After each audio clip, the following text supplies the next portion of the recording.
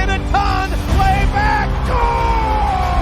Home run, Junior Griffey. Larkins won the game. In the dirt, it's a wild pitch. Here comes Boston. The Reds win the pennant. Joey Votto's done it again. That ball is fair.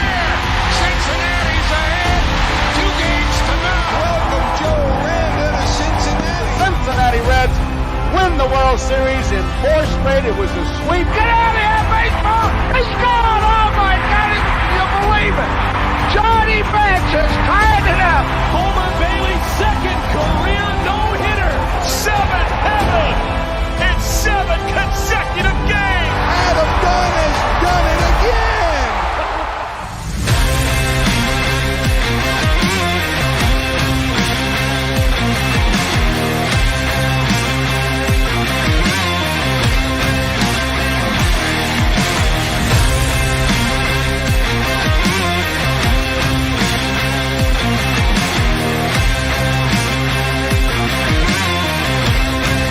Hey, this is John Zadak, TV voice of the Cincinnati Reds, and you're up for Late Night Reds Talk.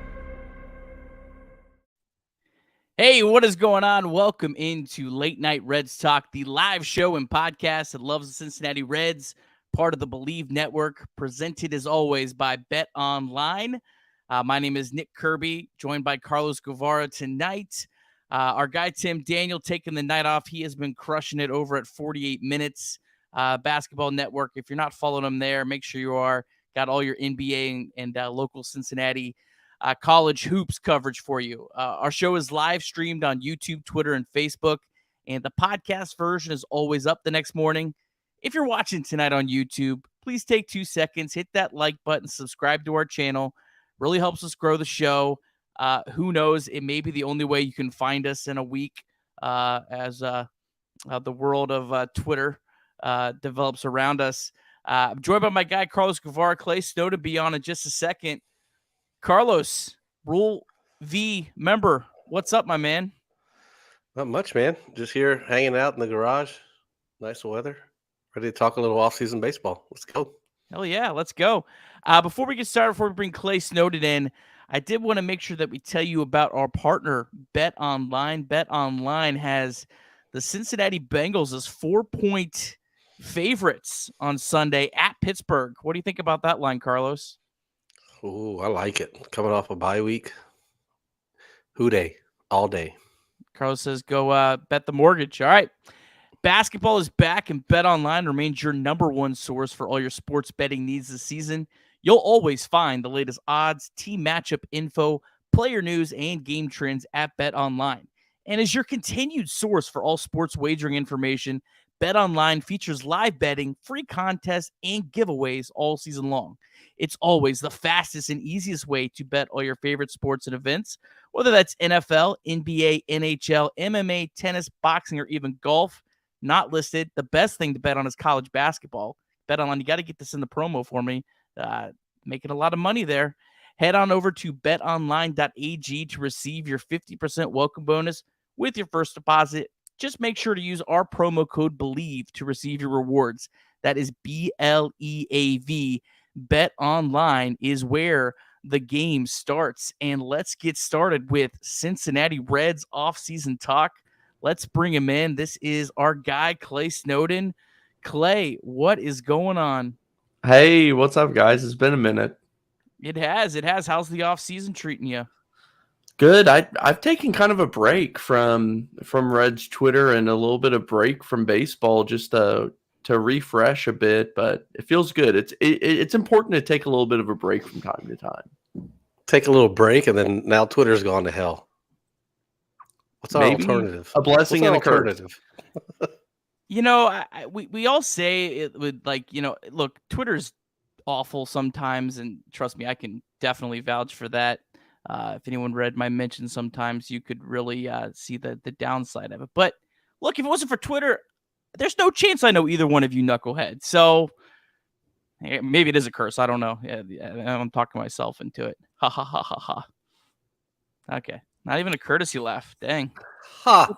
Thought that was kind of funny. Yeah, I've met a lot of people on Twitter. Yeah, like you said, too. You guys and everybody from the Reds community. Like, so much shit would have been different if it wasn't for Twitter. So Yeah. Yeah. Nick is the reason Twitter's burning. We love to hate it. We love to hate it. Yeah.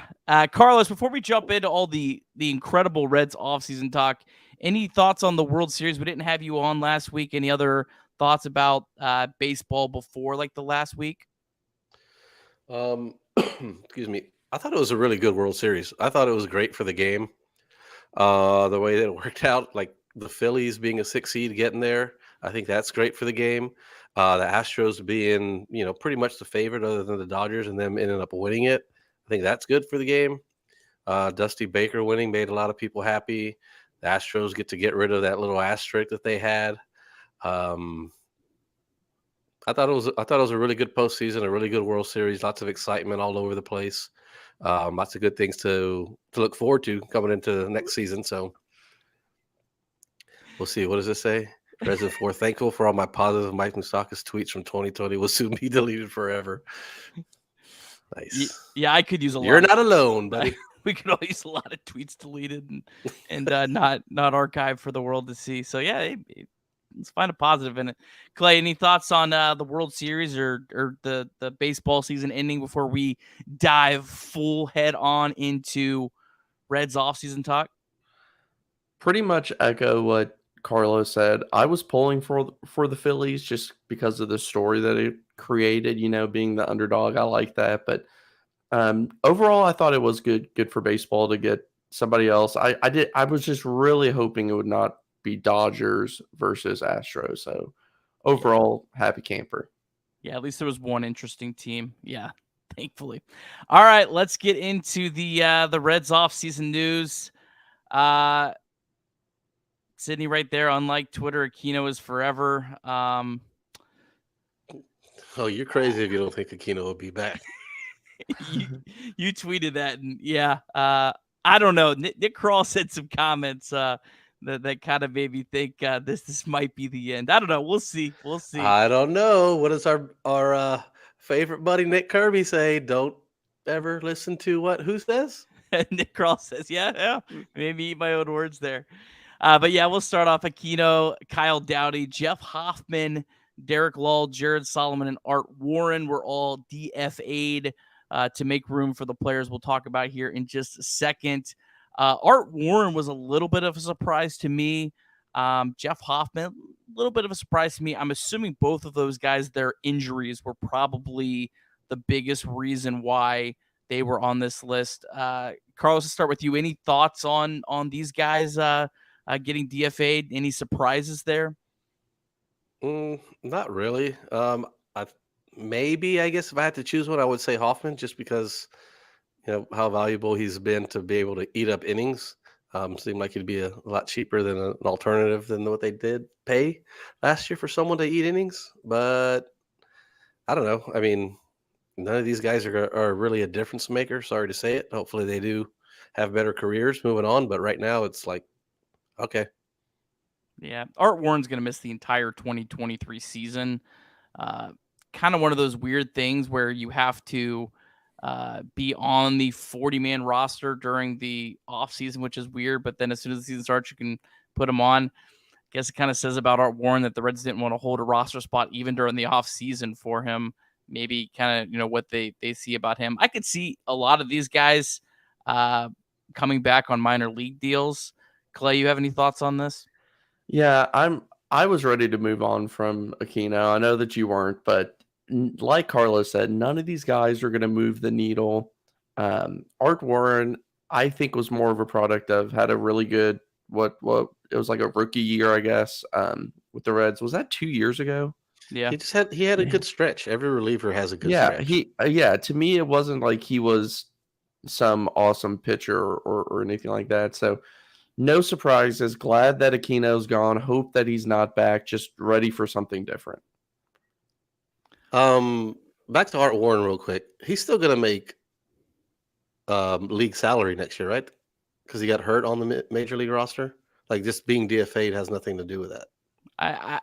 I don't believe so. I think I think he would have till the end of the year, but I'm pretty sure once you're DFA'd in the offseason, then you're not getting any big league dollars. So yeah, he'll be I don't know. I would place my money on that he's going to make big league money next year. Whenever you get hurt as a big leaguer, you can't be. I don't think they can take your money away until you're healthy again. Yeah, I'm honestly not 100% sure on that. If anyone knows, jump in the comments if you can find it legit. But yeah, I'll take your word for it. Yeah, I mean Hoffman. I mean 4.28 ERA as a Red over 2 years. I mean, he wasn't bad, But again, I wonder if maybe that injury at the end of the year was a little bit more intense, and the Reds projecting, how that might impact him in 2023. Aquino, man, I hate to see him go, but I get it. I'm not gonna put up a stink about it. I hope he gets a shot somewhere. I think he probably needs a fresh start. Honestly, he'd be awesome, like going over to like Korea. Like he could be like that Ballantine Puig type mold superstar over there. I mean, do you guys not see that? Yeah, I could see him doing that. I doubt that he does that right now. He's still like young enough to hold on to another chance, and he's going to be like a Rochester Red Wing or something this year, and then get called up, hit 2 home runs, and it'll be like 2025 when we see a video of him in Korea, and we're all like, oh my gosh, look, this is the Aquino we've all been waiting for. But yeah. All right, to the more fun part of this, the 40-man roster additions. No surprises with the first 4: Elly De La Cruz, Noelvi Marte, Brandon Williamson, Levi. I always say it wrong. Stout. Am I saying it right? Stout. Those 4 guys were no-brainers. Hopefully big parts of the Reds' future. Lionel Richardson and Ricky Karcher were the 2 maybe that were a little bit of a surprise. I know some people projected them, but they were definitely on the bubble. But some of Nick Kroll's comments, as we'll get to here in a second, made it sound like they really were not difficult decisions for the Reds, unless, again, it was completely, BS. Let's start with De La Cruz, Marte, Williamson, Stout. Clay, Carlos, feel free to jump in. You got any comments about them? We'll talk about the other 2 guys a little bit more in depth here in a second. Yeah, I think those 4 were pretty obvious. Obviously, De La Cruz, I'm sure we'll talk about him multiple times this podcast, but Marte was obvious as well. Williamson wasn't fantastic last year. I think he came in a little bit under expectations, and it's not that he was like awful. I just think people expected him to take a step even up, and he did not do that. However, I'm glad that they protected him. Still an option for the rotation. And Stout, that was part of the piece that they brought in. I have always thought that he's going to move to the bullpen and be kind of a long arm out of the bullpen if possible. So those are my thoughts on those top 4. Yeah, I think. Go ahead, Carlos. No, I'm saying I really don't have much, but like Williamson, like those left-handed starters, they always get like an extra bump because they're left-handed and because they're starters.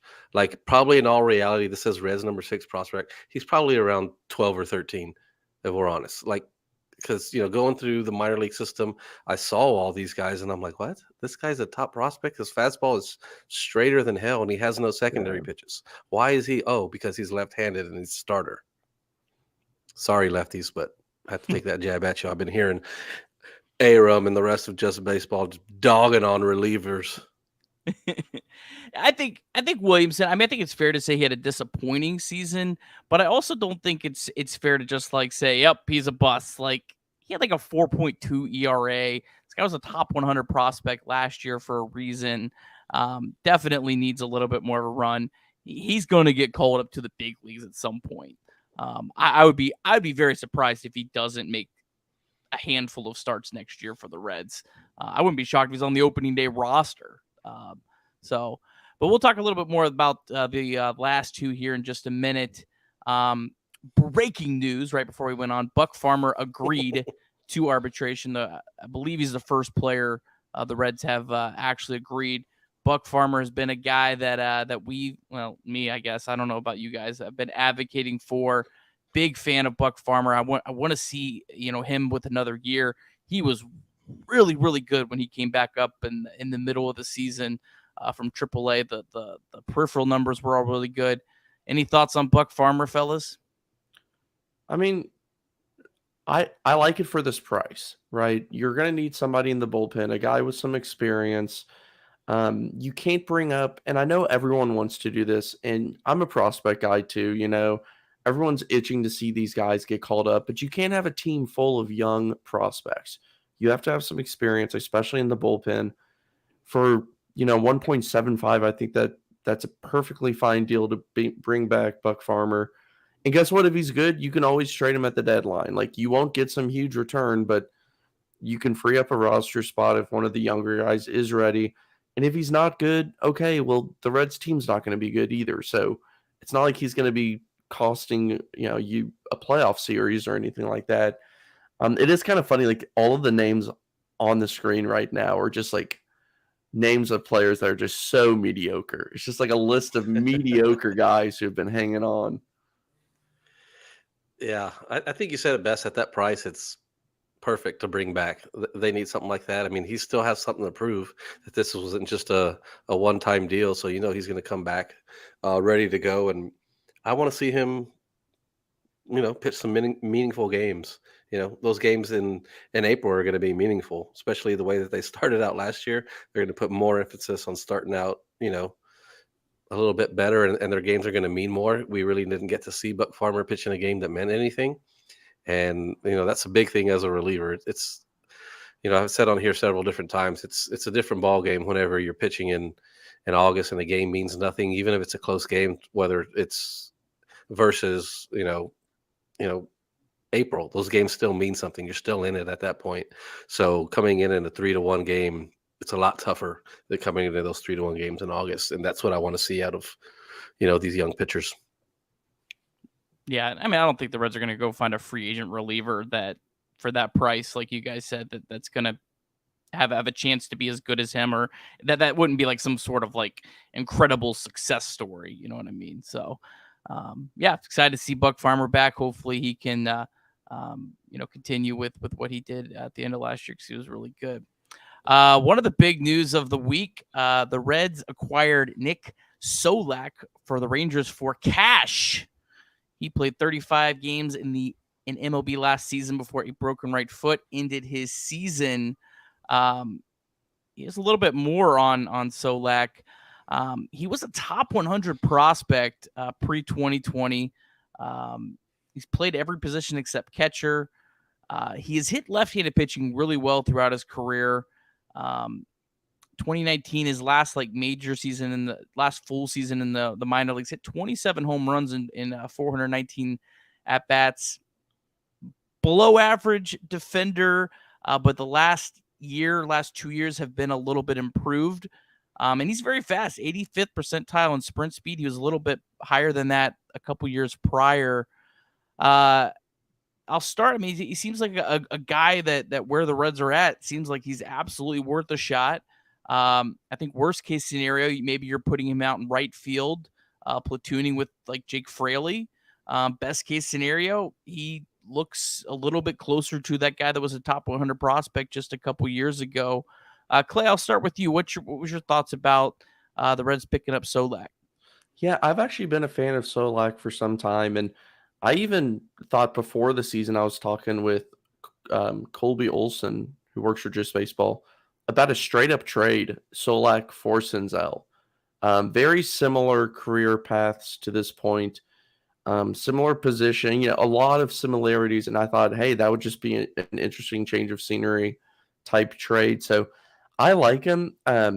He did not play that well this year, and he's dealt with injuries and was sent down, and I believe he was sent down last year as well at points, but definitely a guy that I like, and he's the type that, like I said, he is kind of similar to Nick Senzel, but I think fans are really going to like him. Kind of one of those like all-out effort type players, and not like your typical like Ryan Freel scrappy type that everyone just falls in love with, but a guy who can play around the infield some and outfield, and when I saw this, I initially thought, okay, is he literally taking Nick Senzel's spot on the roster? Because as I've said for years, I think Nick Senzel should be a utility bench, starts a few times a week type player, which is what I think Solak will do. But, if they plan on putting Senzel in center field for the majority of the time next year, then that won't be the case. Do y'all think Solak's going to be he's going to make the opening day roster? I do. Yeah, they're putting him on the 40-man roster right now. They gave up cash for him. I would be very surprised if he's not on the opening day roster. Okay. I'll throw a hot take out there. Here we go. I think Write it down. I think the Reds should keep Nick Senzel. I think he should start the year in AAA. If he doesn't come to spring and look great. I mean, he has options. Guys, where the hell's Nick Senzel? He's not here. It's game 1. Dude just never reports. He's just at home. That's what would happen. No, it would be a cluster. He's not reporting to Louisville. I hope Twitter lasts long enough that we can see the Nick Senzel not reporting to AAA day. Hell yeah. Nick Solak, by the way, whenever you put this photo up, I was like, this looks like the damn photo of a baseball player that you get in every baseball card pack. You're like, I got another Nick Solak here. You just keep going by. You gave me that vibe. Generic second baseman. There's Mookie Betts. There's a vintage Barry Bonds, and oh my God, who the hell's Nick Solak? Going on next? Yeah. Yeah, I don't know. I definitely. I mean, I think, like I said, I think worst case scenario, he's probably platooning with Jake Fraley. Hello, Ed. Definitely has at least has shown that he can hit left-handed pitching. But yeah, I like the pickup. I want to see more of these type of pickups. Next year, I think these are the guys that the Reds need to be looking at. All right, let's move on to the two guys the Reds protected from the Rule 5 that were, like I said, a little bit more surprising, a little bit, less non-brainers. Lionel Richardson, Nick Kroll's comments, he was throwing 98 to 99 at the end of instructional league, so he felt there was no need to risk it with him. Whether he starts in high or double A, he's got a chance to be a legitimate big league pitcher, and there was no one to leave him unprotected. No need to leave him unprotected. We felt it was better safe than sorry. Richardson missed the entire 22 season with Tommy John surgery. He's had some other injuries, I believe, before that. Clay, what do you got on Richardson for us? Yeah, he's a guy who started off, he's bounced around the prospect list, and that's usually what happens when you have an injury. And a second-round pick, I'm glad that they protected him. There's just not a ton out there to say about him right now because he missed so much time. But everything I've read and heard about him and the little I've seen on him, why not just protect him?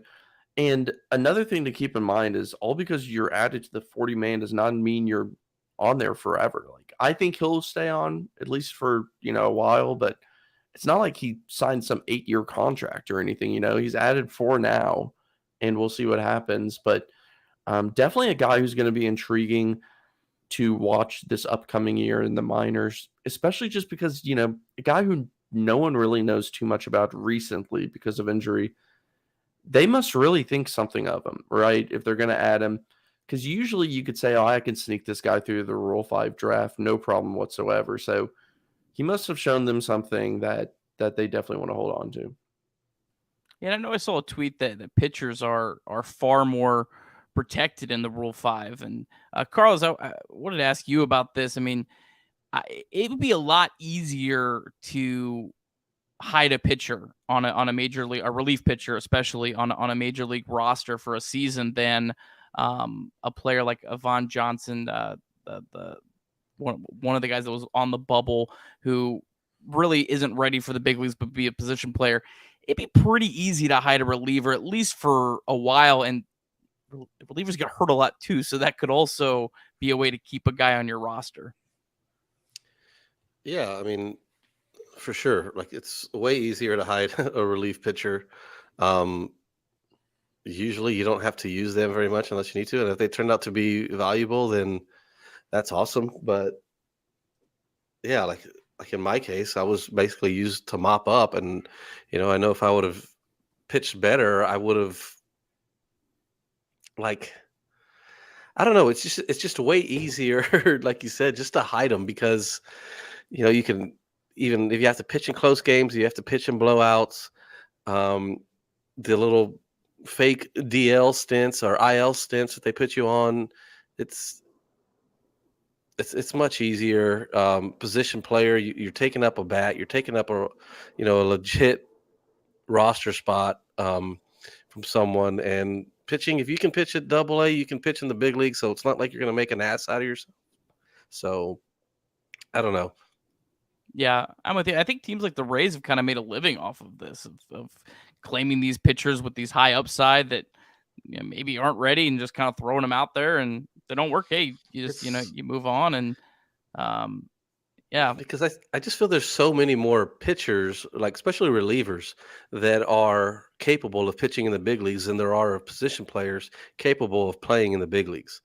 Like we've seen it with the Reds, how many guys that they cycle through, and pitchers, they're like, we've got the Jabolts, we've got the Hoffmans, we've got, half the Reds bullpen this year that, they weren't the best, but they could hold their own. You know what I mean? Position players, you're hitting 200 and not driving anybody in, no power. That's glaring. Yeah. No, I'm with you. With you on that 100%. Yeah. So, hey, we'll hopefully, if you throw in 99, you can't teach that. So, yeah, good to see him, and hopefully, he can be an impact. Was a second round pick at one point. All right, the next guy. This is a guy that Clay brought up to me mid-season last year. I'd never heard of him. Ricky Karcher, and got me really intrigued. So I kind of followed him a little bit throughout the rest of the season. 14 strikeouts per 9 last year, 6 walks per 9. So fit right in with the Reds bullpen. Kind of exactly what Nick Krall's comments on Mr. Karcher. We thought about bringing him up in September. This was kind of surprising. He's got a chance to be a big league reliever, whether it's now or back to AAA to be depth there. He's a guy who throws hard with good stuff, and if he can harness that stuff with those strikes, he has a chance to be a back end of the bullpen type guy. And I don't really think that's a lot of BS from what I've seen from him, watching him, what you've told me. Sounds like he, has a chance to be one of those really dominant relievers if he can put it together. Maybe, do I dare say the name Cino Perez, Clay? That's my guy. Yeah, so I'm sorry. I'm sorry, real quick. Where did these 56 innings come from? Like, were they the majority in Double A or Triple A? They were split. I think I don't have the breakdown, but he got called up like August 1st. He got moved up. Karcher's a guy who I hope Rice is still listening, because he called me out, and I'm glad that he did. I tweeted about him, and for whatever reason, I thought he was a lefty, and I'd watched him, and I don't know. I don't know if I confused him with Fisher or something else. I don't know what happened there, but like a clown, I tweeted about him being a lefty option, but he's obviously not left-handed. And I'd caught him a few times, just flipping through games. And he does have good stuff, and you can see the strikeout numbers, but the issue with him is finding the strike zone.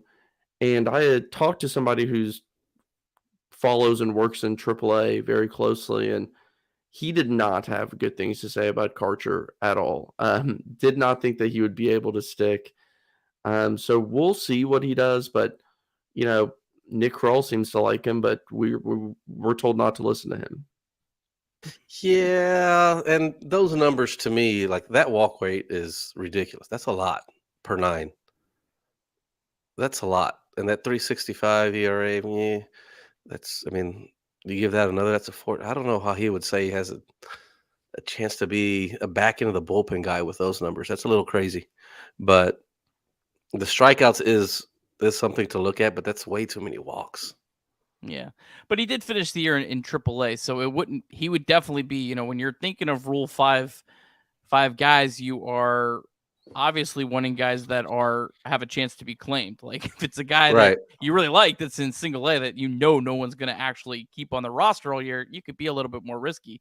This guy finished the year in AAA, so who's the worst team in baseball next year? Oakland. Like, why would they not take a shot on him? You know what I mean? So I think that goes into it more than anything. But yeah, certainly he's got to cut the walks down. All right, and here is the breakdown. I'm not going to read through this whole list, but I want you guys to kind of look through the players that I have listed still in danger. Tomorrow is the non-tender deadline.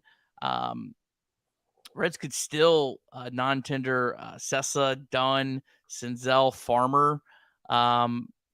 Is there any other players on that side that are surprised that are still on the roster at this point?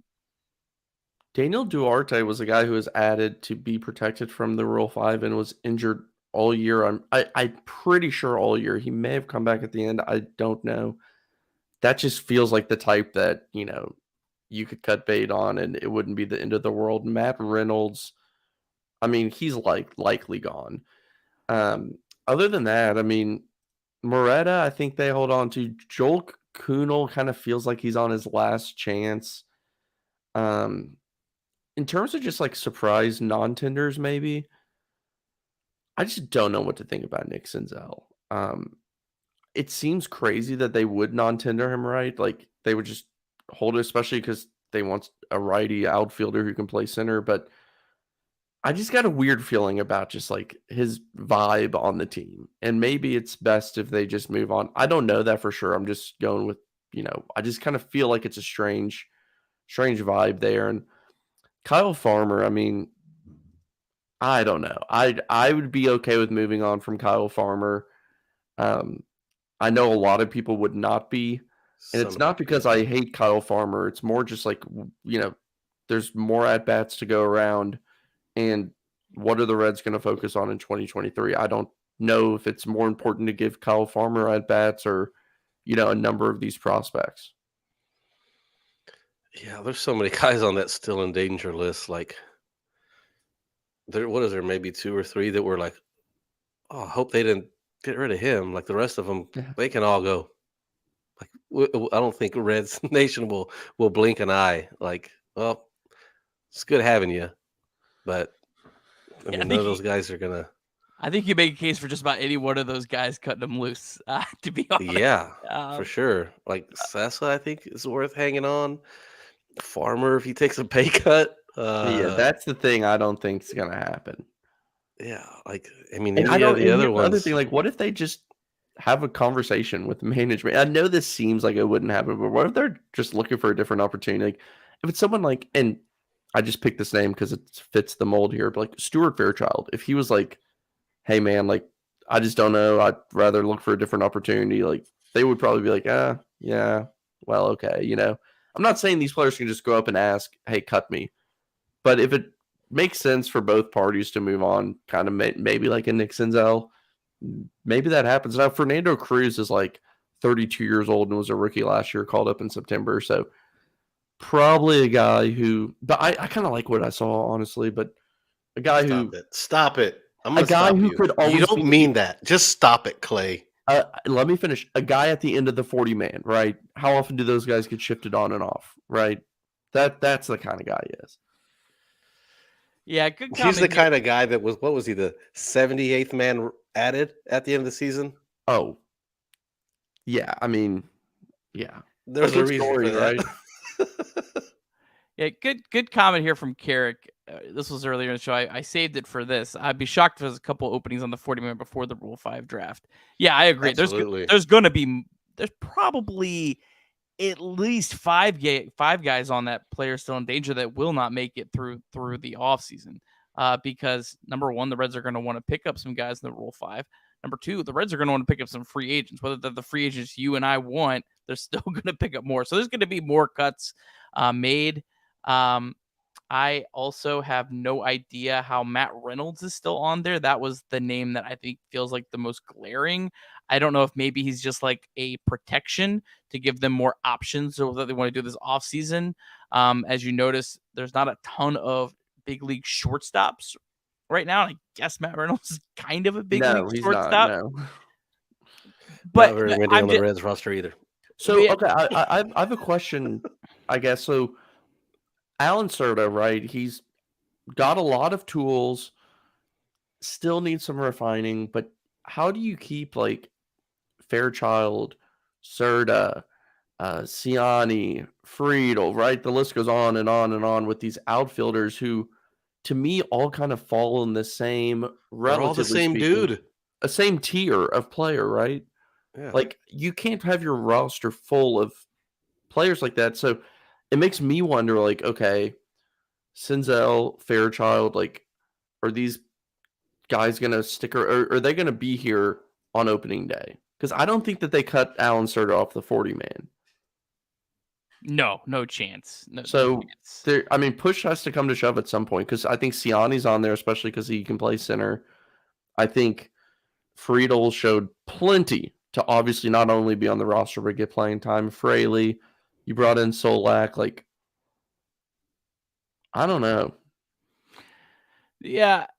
Stuart Fairchild has also been cut, I think, like 5 or 6 times in the past year. Like, it's not like he is somebody who you can't let go. But remember, these are only the first cuts. Right. This is just the first cuts. Some of these guys may be protection to give them other options with what they want to do. Guy like Nick Solak could get traded before tomorrow's non-tender deadline. Guy like Kyle Farmer or Sessa or done. Probably not done, but those guys could all get traded by tomorrow. They could get traded at any point this offseason. So that's another thing to kind of watch. Kind of as we go. I would rather give innings early in the season to, like, say, relief pitchers than any of these guys that are on this list. Because I already know what I have from these guys that are on this list, and it's not much. It's something that can get you by to make it through the week, make it through the month. None of these guys, I don't think, have the potential to be on a playoff roster. So it's the perfect opportunity for Reds to add at the Rule 5 draft. Take a chance, see what you got, 6 weeks out of them in spring training and the first month. If you don't like it, send them back. And these guys will probably still be available if you want to add them up. I think the only players on this list that I'll stand for are Dunn. I want to see more out of Gutierrez. I'm riding with Connor Overton. I want to see Ciani and I want to see Solak. I don't really. Everyone else, I'm not gonna. I'll give the Jabot bros who have lit me up. Don't give in, Kirby. I'll give in. I'll give in on Jabot. You win. You pushed me over the edge. I'll ride with Jabot. Any disagreements there? Anyone else that? Absolutely. I'm Clay, Aleo Lopez. Are you gonna? Connor Connor Overton to me is not. Listen, very good. We know that Connor Overton was your ace on your MLB The Show franchise mode this year. That does not translate to real baseball, believe it or not. Why not give him a shot though in spring training? I'm not saying. Yeah, if you want to keep, like, to me, it's like if he is your depth or whatever, that's fine for now. But he's one of those guys, like I said. If he were to be removed from the roster, I literally do not lose any sleep over that. I know he pitched well in an extremely small sample size, and I know that since 2019, it wasn't just last year. He pitched well at multiple levels since 2019. I just think he's worth, as a starting pitcher with where the Reds are at right now, I think you need to have him in camp and see what you got. Yeah, there's a lot worse pitchers that the Reds could have on the opening day roster as like their 5th starter. There's been a lot worse pitchers than we've seen the last 4 or 5 years. That's why I want to keep him around. I'm not saying he's a great pitcher or anything like that. I just think he's worth keeping. So if there's an injury that happens and the Reds have to call up one of these players, who would you rather see, Williamson or Overton or Gutierrez even? I think I'd rather see Williamson and Gutierrez, but again, you're going to need to go deeper than Williamson and Gutierrez next year. We saw that this year. How many starting pitchers do the Reds have? I mean, most years you're probably going to be throwing 11, 12 starting pitchers out there. So, well, Mike Minor's coming back for that, baby. Stop it. Too soon. Yeah, Connor Overton, if he's gone, there's another Connor Overton waiting to be picked up at the bus stop. He deserves it. All right, let's get to a couple of questions. The chat's been lit up. I mean, I tell you, Twitter burning to the ground must have really lit a fire in the show. So we appreciate the love. I was only planning on going on like 15 minutes tonight, but hey, people are watching, so we're going to keep rolling. First question, got to fire it up. Any chance Michael Lorenzen returns? No. Hell no. I don't think Michael Lorenzen wanted to be here at the end. I think he wanted to be a starter. The Reds obviously were not doing that, and I think it was a mutual, hey, listen, I'm going to go be a starter somewhere. How did it go? It was fine. Don't picture him coming back to Cincinnati. I didn't even know he was a free agent. Yeah, he just signed a 1-year, $6 million deal. Would have been better than Mike Minor. I think Michael So Lorenzen is. I think the Reds are going to bring in a Michael Lorenzen type next year. I know C. Trent mentioned Johnny Cueto possible reunion. That would be the greatest. That kind of tracks. I think they're going to bring in a veteran starting pitcher. I mean, it's just probably going to be number one who wants to pitch for Cincinnati next year, which is going to be limited, and some of it's going to be depending on their market. Sending Kyle Gibson, another pitcher that fits exactly in the mold that I'm thinking. Who's that? Pitched on the Phillies and Rangers most recently. He was on the World Series roster, yeah, but he wasn't good. He was rough. He had a rough year, but a good, a potential bounce back candidate. Kind of had a rough career. He had like a good stretch and got traded. And, I mean, good for him. Bronson Arroyo. Hey, Carlos is going to start a tossing program soon. Bring him back. All right. Carlos, would you move to Cincinnati right now if you were guaranteed to get 6 innings? That's it. But you have to live there and be around the team the whole year. 6 innings. You got to drop everything in your life to do this. Can my family come? Yeah, sure. Sure. You know what? We're going to put you on a bad baseball team and remove your family. Yeah, do it for 6 innings. Why not? Hell yeah. All right, City did some awesome research for us. If Warren isn't claimed and signs a minor league deal, according to page 116 of the MLB rulebook, he will make minor league money, not major league. It says players. I don't know. I still believe that. It says players only make major league salary until the day they are designated. So I think you were kind of on the right track. He's guaranteed minor league money next year, so he's not going to go unpaid for getting cut. Said he pulled it right off the manual. I'm gonna believe it. I'm still not gonna believe that. I'm gonna have to reach out to an agent. All right. All right. Because how can you be hurt and then just say smell you later? Well, could you be hurt forever then? I mean, when's the cutoff? I think the cutoff. I guess that's right too. Cutoff. Carlos said his elbow's still hurting, and they're sending the check, man. My dumb ass declined Tommy John surgery when I was still in the big leagues. I'm like, ugh, I screwed up big time. All right, good question here. Matthew Perkins, do you believe David Bell with a legitimate roster can win a playoff game? Yeah. I think Clay Snowden with a legitimate roster could win a playoff game. I do not think managers matter nearly as much, especially like in playoff scenarios. It's the players. The players win, the players lose. The managers can maybe lose a game, but if Clay was the manager of the Reds in a playoff game, it would be like the scene from Rookie of the Year where the pitching coach locked in the cage trying to get out. Here's the deal. Managers in all of sports, there's no head coach that has less control over the actual outcome than a baseball manager. With that being said, I would lose every single game because not a damn player would want to play for me. That's for sure. I would not command respect in the locker room whatsoever. That's what Carlos always tells me. They would kill you.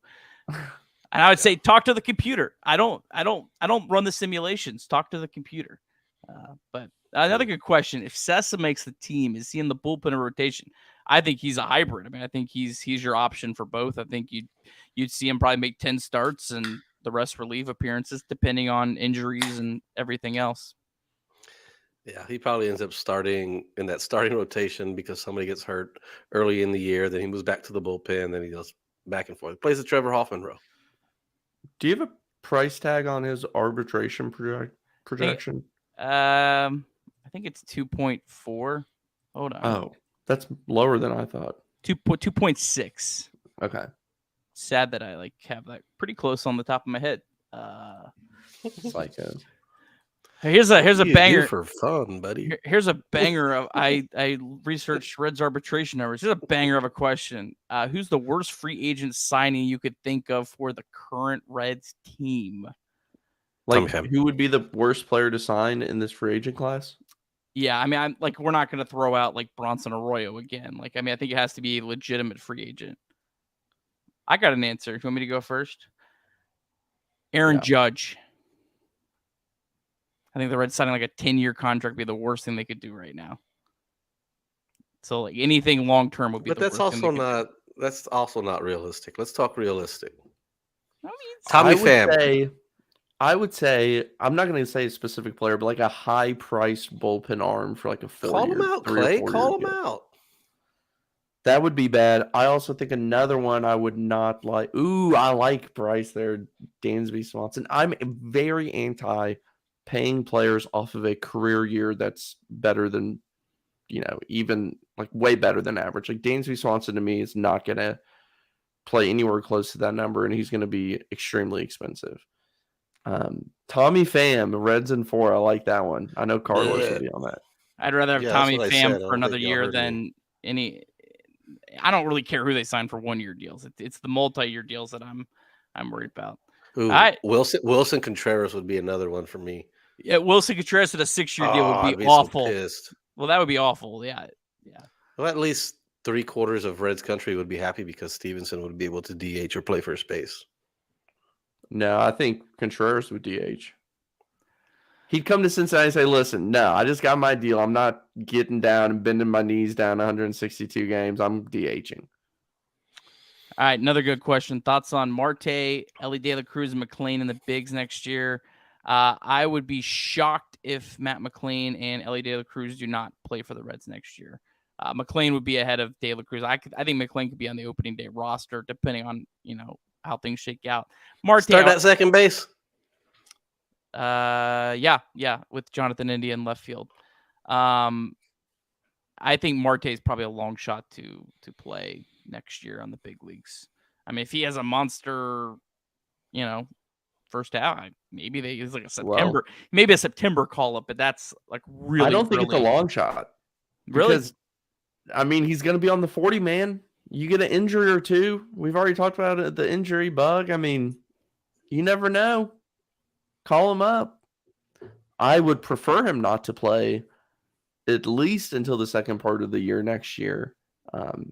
Really young, and I think he's going to play third base. I don't see him playing shortstop.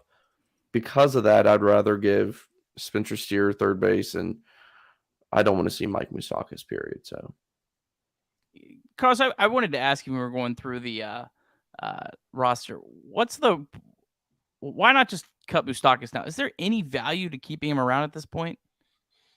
I have no idea. I mean, maybe he surprises everyone.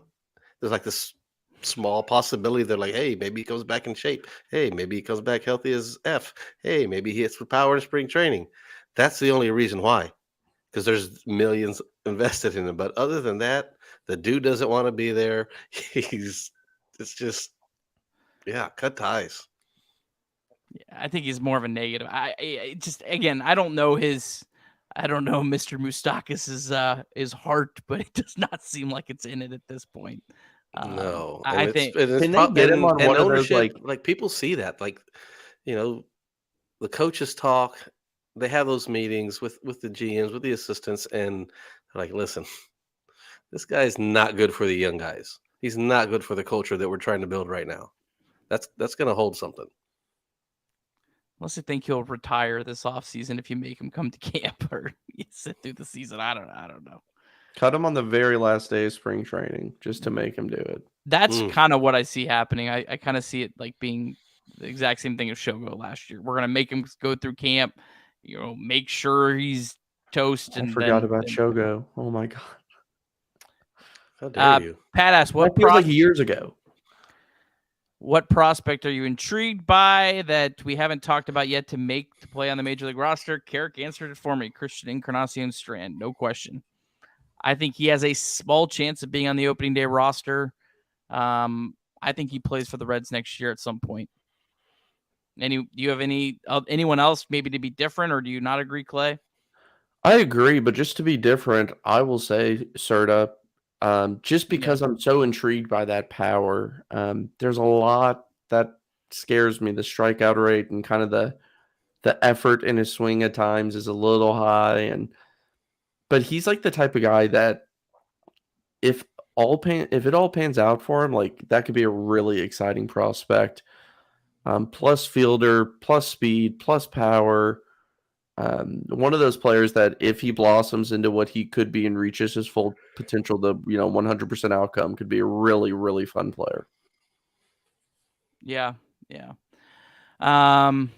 Maybe if Daniel Veloheen doesn't get claimed in the Rule 5, which I don't think he's going to, maybe he's one. And actually, Sydney, comment Daniel Veloheen. Yeah, I mean, just because he's a catcher, and he finished the year in AA. I think he's got a chance.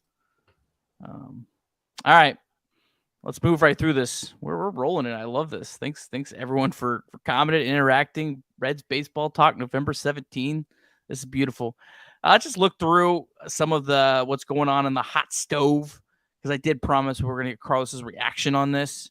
We're just going to run through these real quick. Tyler Anderson signed a 3-year deal with the Angels. The biggest trade I think so far of the offseason, Teoscar Hernandez to Toronto for a couple pitchers. Rockies acquiring Nolan Jones from the Guardians. I thought that one was wild. Anthony Rizzo, multi-year deal to the Yankees. Mariners discussing Jesse Winker in trades. They're interested in Colton Wong.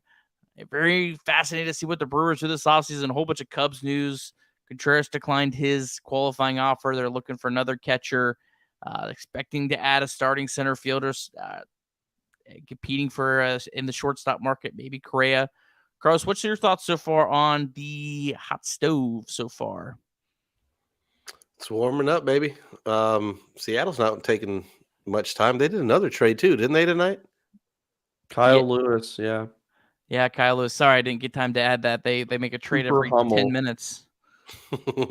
How dare you try to put your kids to bed? Yeah. Yeah, I want to make a comment on one of these that actually affects the Reds in an indirect way, I guess. But this will affect the NL Central if Colton Wong's traded. That's a $10 million contract on a team like the Brewers that a lot of bumps in arbitration this year. They're not getting off of a lot of money unless they just decide to non-tender some people.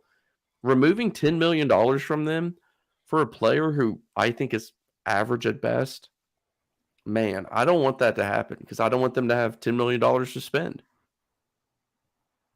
Yeah. He just resigned there, right? This is the last year of his deal. I think I thought he was it a player's option or what was it?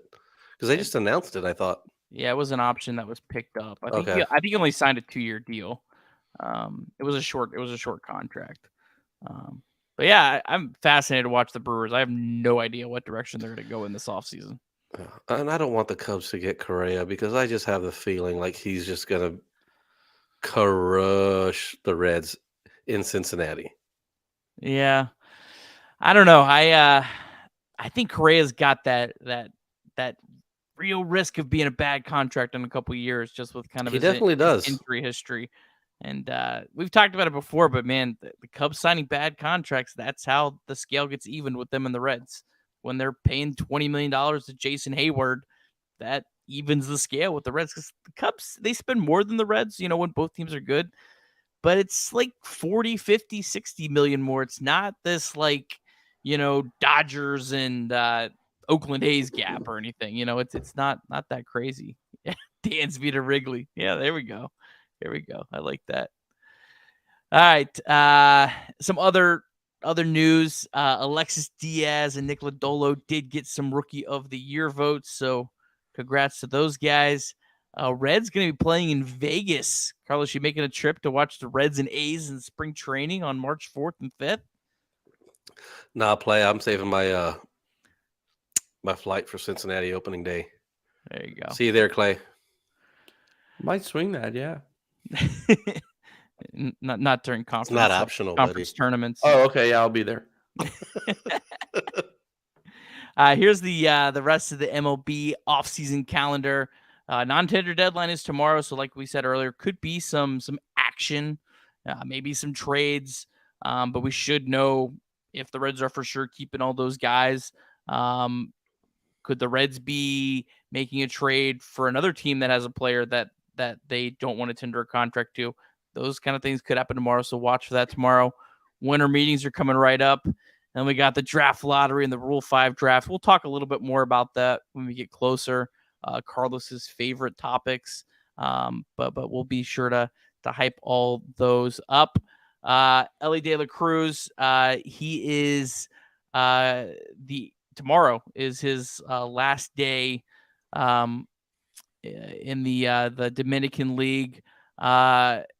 Has played really well, kind of slowed down the last couple weeks. His numbers have taken quite a dip. I think it's the right decision. Clay, Carlos, any thoughts on Elly De La Cruz? I mean, I think probably the right decision to shut him down. Yeah, that's definitely. It's been a long season. He's young, first time playing this many games. Shut it down, buddy. Get rest, bulk up. You notice that they shut him down right once COD comes out? I mean, maybe they get him a gaming system and just let just have him chill for a little bit. Everyone talks about not being able to afford him in 35 years when he's up for free agency. Maybe buying him COD, get him on your good side. I don't know. Clay, I want you to read that top tweet, that top half. Come on, just do it for the people, real quick. In Spanish? Yeah.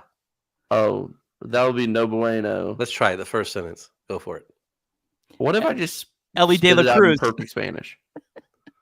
Can you read it for us? I could, but I don't want to. Anyway, moving on. When do we expect Elly on the cover of the show? 26? Oh, that's too far. Ooh. He's going to be an everyday big leaguer by 24 for sure. Maybe 25. 25. Okay. Yeah. Trying to think of like the covers in the previous years, how long those players have been in the league before they got. Tatis was what, a year? I'm not sure I want that. that. That one was. I think Javi Baez was on there not too long ago. Ugh. Hey, no. Stay away. Don't bring our vibe down. Yeah. There's not a MLB The Show curse, is there? Yeah, I'm starting to think now. Shit, with those two names you just mentioned, there are. Arizona Fall League ended this week. The Glendale Desert Dogs, who are the Reds affiliate, lost in the championship. We've kind of talked about these guys throughout, but just wanted to kind of put up, if you're watching, what they did. Matt McClain did show some power at the end. Marte showed some pretty good plate discipline without. Scouts were raving about him.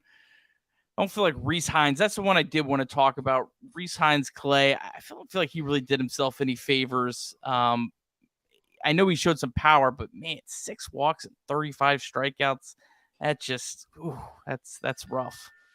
Yeah, he's kind of a boomer bust prospect. I know we've been saying that for a while, and moved to the outfield, and that's probably his best chance to become a Red is in the outfield. And I mean, there's no reason to give up on him right now. It's still plenty of time for him to figure it out, but it hasn't been the best start of his career, especially with the injuries and whatnot. But another guy who's just like, I'm really excited to keep an eye on during this minor league season. Yeah. I mean, and granted, when we talked with Tom Nichols, who was talking about how Hines has spent a lot of time on the IL. So again, this was his first season back. And so I don't want to, again, and Carlos, you've talked at nauseam about how don't take these numbers for much of anything, but that walks and strikeouts, they just kind of make. Yeah, there's some certain numbers you got to kind of pay attention to. Like overall, I say, don't worry about it. It's, a long year for all these guys. It's hard playing in front of 15 people in the stands. But some of these numbers, Christian Roa, man, sounds like he was just a roster fill. He I probably should have took the poor guy off. He hasn't pitched in like 3 weeks or something. He came and he pitched like 8 innings, and then that was it. So, yeah, that's yeah. Apologies to Christian. All right. Why? Didn't he like one of your tweets? Yeah, did. Shout out Christian if you're watching, buddy. I'm sure he's locked in. I'm sure he's locked in right now. He's watched all 60 minutes of the show. Well, fellas, we somehow made it an hour, which is I have no idea how. Any final thoughts before we wrap this up? Clay, it was a pleasure having you back on. Yeah, I was trying to think when the last time I came on was, but I'm looking forward to doing the Pittsburgh Pirates season preview in January, just like last year, in front of 25 people. So looking forward to that invite if it's still out there. Hey, we push 40 on this kind of previews, so I don't like that shot. But no, we appreciate you coming on. A lot of fun, always talking Reds baseball. Carlos, any parting words of wisdom for us? Just still need Tennessee to cover these 3.5 tonight. I'm doing well, so go Oilers. Is that the Longhorns? Is that hockey? Oh, that too.